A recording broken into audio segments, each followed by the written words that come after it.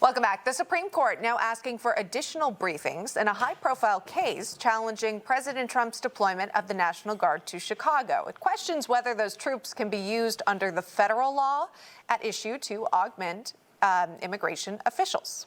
Earlier this month, Trump federalizing 300 members of the Illinois National Guard and another 400 members of the Texas National Guard and deployed them to the Windy City to protect officers and federal property, which is the job of National Guard. This deployment was blocked, though, by a federal court. The Supreme Court indicated they will not decide this case until at least November 17th.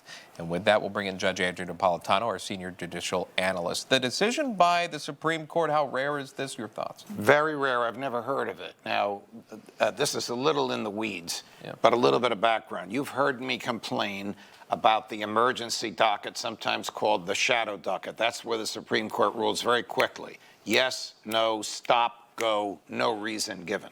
This is an innovation of the Chief Justice. It's not even in the court rules.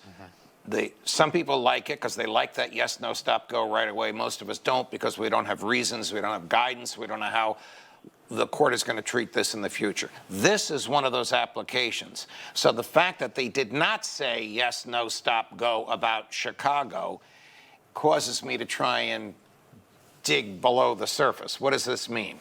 My guess, it's a 4-4 tie with one of them saying let's not get involved, or he or she can't make up his or her mind and they need more information on it. So we're almost migrating from the emergency docket to a real docket where there's more information provided and maybe even oral argument. Background on Chicago. Federal District Court judge said there's no invasion, there's no rebellion. The Chicago police and the federal assets that are already at the federal buildings can protect it. An appellate court upheld that by 3-0. That's the appeal that's in the Supreme Court. You would expect a summary and quick affirmance or reversal, but that's not what we're getting. Well, we're learning there's some history that the DOJ is invoking, a previous Supreme Court case. So let's walk through it together. This goes back all the way to 1827. Martin versus Mott to make an argument. The case dealt with Jacob Mott, a member of the New York militia who disobeyed President James Madison's order to mobilize during the War of 1812. Supreme Court rejecting Mott's argument that Madison had misjudged the danger and wrote this: the authority to decide whether the exigency has arisen belongs exclusively to the president. All right, so I was there when this oral argument was made in 1820. No way. You told me. You say the top of it. Right, you're starting to believe me. Yeah, I'm like, wait, what? This is based on the Insurrection Act. Donald Trump, thanks be to God, has not yet invoked the Insurrection Act. Can the president invoke the Insurrection Act? Under the law, the president, not the courts, decides when to invoke the Insurrection Act. But the Congress has defined an insurrection, also says, or rebellion, as a state of affairs so bad that the courts cannot meet.